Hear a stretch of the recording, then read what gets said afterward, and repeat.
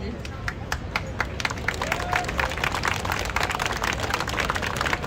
Bonjour à toutes, bonjour à tous, amis ukrainiennes, amis ukrainiens, et merci au collectif de me donner la parole. Je vais me présenter rapidement pour vous expliquer aussi pourquoi je souhaite aujourd'hui vraiment prendre la parole, et vous allez comprendre dans mon développement pourquoi je tenais à être aujourd'hui avec vous. Donc, je m'appelle Assia Meda, j'ai 40 ans, je suis mère célibataire de 3 enfants, de 7, 12 et 13 ans. Je suis une femme indépendante et engagée depuis mes 18 ans dans des associations, notamment d'alphabétisation des femmes dans les quartiers populaires. Je suis persuadée que apprendre à lire, écrire et parler la langue du pays qui nous accueille est un gage d'émancipation et d'indépendance.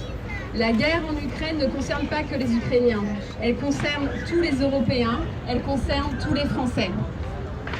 Je peux vous dire que pour moi, ce qui se passe en Ukraine a encore plus de résonance. Car comme vous en doutez, je suis issue de l'immigration et je suis la fille aînée d'une famille qui a quitté son pays, qui a été déracinée pour travailler et subvenir aux besoins de sa famille, voire de son village. Une famille qui a laissé ses terres, sa famille, son histoire, sa langue, ses traditions, ses repères. Je suis issue d'une histoire compliquée, d'un peuple qui a connu la guerre, déjà à l'époque de la décolonisation, puis au moment de la guerre civile pour fuir des terrorismes. J'ai été très marquée, voire traumatisée de voir les images de guerre, de voir des Ukrainiennes et des Ukrainiens devoir tout abandonner et tout laisser derrière eux. Leur maison, leurs maris, leurs frères, leurs fils, laisser leur travail, leurs activités, leur quotidien, leur vie. Justement, j'ai eu l'occasion de rencontrer, comme beaucoup de Parisiens, et d'aider autant que faire se peut les Ukrainiens et les Ukrainiennes arrivés. Et j'ai eu l'occasion, je vous raconte une petite anecdote, de discuter avec Anna, que j'ai aidée en faisant appel à la générosité de mes voisins pour meubler son nouvel appartement.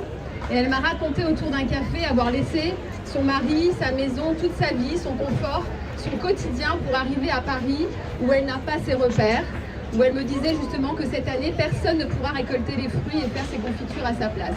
C'est peut-être anecdotique, mais cela fait partie de sa vie. Elle qui se retrouve aujourd'hui dans une grande ville sans repère, et pourtant elle prend le bus tous les jours, elle traverse Paris pour travailler. Sa fille aînée de 20 ans apprend le français, je suis impressionnée. Elle était comptable dans son pays, elle fait aujourd'hui des ménages 7 jours sur 7.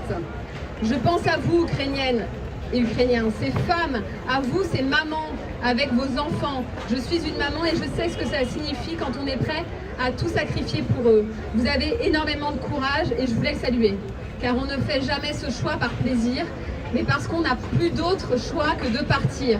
Vous avez tout abandonné, tout sacrifié pour défendre votre pays, votre liberté. Vous êtes un peuple digne et courageux. Et pour cela, je veux vous dire un grand bravo et surtout que vous aurez mon soutien indéfectible. Moi aussi, j'ai mené des combats dans ma vie. Je fais partie de cette génération qui, au mépris des obstacles et des plafonds de verre, s'est élevée en redoublant d'efforts pour se réaliser. Et aujourd'hui, je prends mes responsabilités pour vous informer que j'ai souhaité aujourd'hui être parmi vous pour vous annoncer que j'allais justement m'engager dans cette campagne législative pour proposer une autre voie au duel de Macron et de Jean-Luc Mélenchon. Car je souhaite incarner une gauche européenne en rupture avec la NUPES. Je dois vous avouer qu'il y a encore quelques semaines, je n'envisageais pas de me présenter. Mais j'ai trop vu la montée de l'extrême droite souverainiste.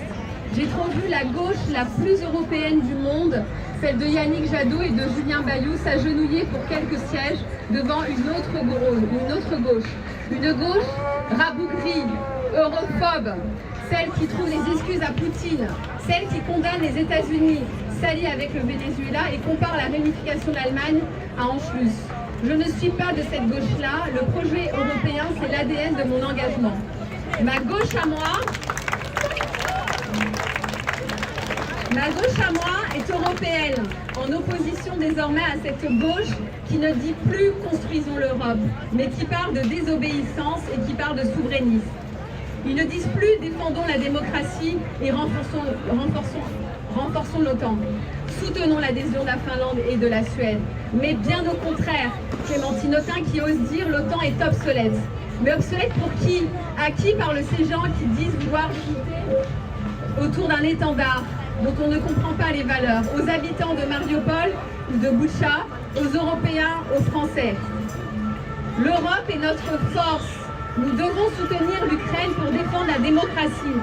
Il n'y a pas de démocratie à géométrie variable. Il faut la préserver de Paris à Kiev, de Taïwan à Tbilissi. Alors, que pouvons-nous faire pour l'Europe et pour l'Ukraine? Il faut assumer l'embargo total contre la Russie, pétrole et gaz compris. Il faut livrer des armes pour soutenir l'effort de guerre de l'Ukraine face à Poutine et ses alliés. C'est l'honneur de la France et c'est l'honneur de l'Europe. Il faut militer pour l'adhésion rapide de l'Ukraine à l'Union européenne, soutenir celle de la Finlande et de la Suède à l'OTAN. Il faut avoir le courage de le dire tout haut et de manière très claire, sans ambiguïté. En tous les cas, aujourd'hui, je m'engage à le faire pendant toute ma campagne, ces 3 semaines à venir. Je porterai cette voix et d'ailleurs, j'en ai fait un de mes principaux thèmes de campagne. Je vous informe que durant cette campagne, sur la 5e circonscription, qui est la circonscription aux alentours de la place de la République, nous allons organiser un débat sur l'Europe, un débat pour évoquer la situation de l'Ukraine, un débat avec les Julien Bayou et Élise Fajles pour qu'ils clarifient leur position. Je ne lâcherai rien. Je fais un appel à votre soutien. Je représente le plus vieux parti de France, le Parti radical de gauche, qui a été l'un des plus avant-gardistes sur beaucoup de choses, celui de Clémenceau, de Pierre Mendès France et de Jean Moulin. Et sachez, c'est un petit clin d'œil de l'histoire, que nous partageons avec l'Ukraine depuis notre création, les couleurs du bleu et du jaune, celles de votre drapeau. Vous pouvez compter sur moi pour vous défendre. Rejoignez-nous. On a besoin de vous. Slava Ukraine! Merci Assia Meda. Merci, merci, merci, merci. Après ces justes paroles, nous ne pouvons tous que soutenir Assia Meda dans sa campagne, dans notre campagne pour la démocratie dans nos pays.